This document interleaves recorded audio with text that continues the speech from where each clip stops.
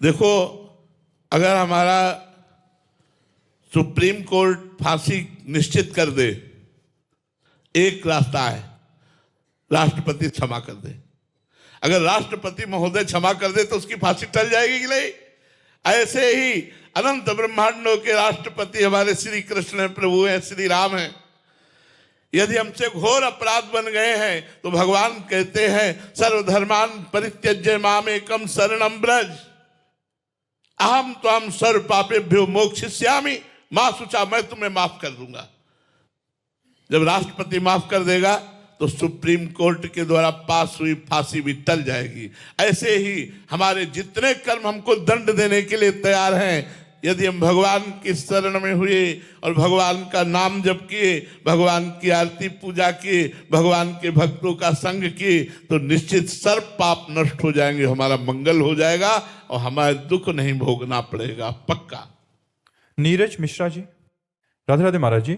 महाराज जी, जब मैं सोने जाता हूं तो अक्सर ये विचार मन में आता है कि इस जीवन का एक ना एक दिन अंत हो जाएगा, और मन में ये बात भी आती है कि आखिर मैं हूं कौन, मरने के बाद कहाँ जाऊंगा, इस जीवन से पहले मेरा क्या अस्तित्व था, ये ब्रह्मांड धरती, इस जीवन का आखिर ध्येय क्या है, हम यहाँ किस लिए आए हैं। महाराज जी, विचार बार बार मन में आता है। हाँ, बहुत अच्छे विचार हैं, भगवान की बड़ी कृपा है जो ऐसे विचार हैं। ये सब स्वप्न चल रहा है भैया, ये अनंत ब्रह्मांडों का स्वप्न चल रहा है। उमा कहूं मैं अनुभव अपना, सत हरि भजन जगत सब सपना। ये मोह निद्रा में अज्ञान जनित कल्पनात्मक स्वप्न चल रहा है। अगर पूछे कि मैं कौन हूं तो मैं वही हूं जो वो है। तत् त्वम असि, तत् वह, त्वम तुम्ही, असि हो, वह तुम ही हो। अब शरीर को अपना मानकर और स्वाप्निक जगत की कामनाओं में भ्रमण करने के कारण भूल गए हो।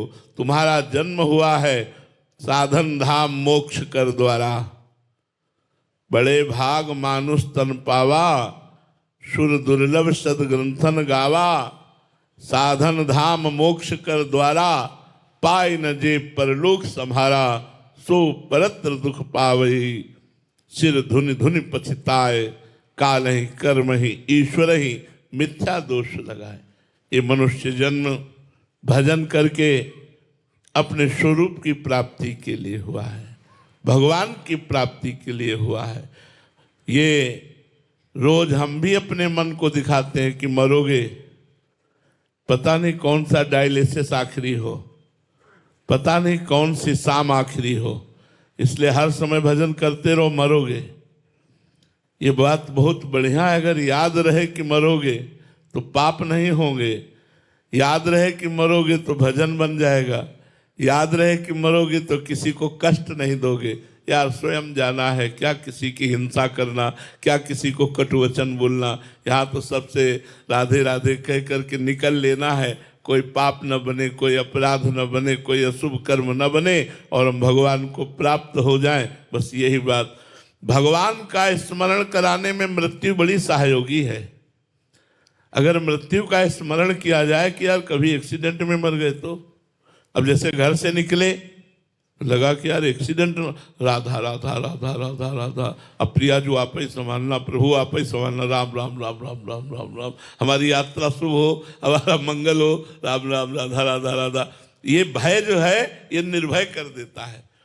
मृत्यु का भय यदि बना रहे और भगवान का स्मरण चले तब तो ठीक है, नहीं तो फिर लोग भुलावे में पड़े हुए हैं माया के, और एक क्षण भी बैठकर भगवान का भजन नहीं करते।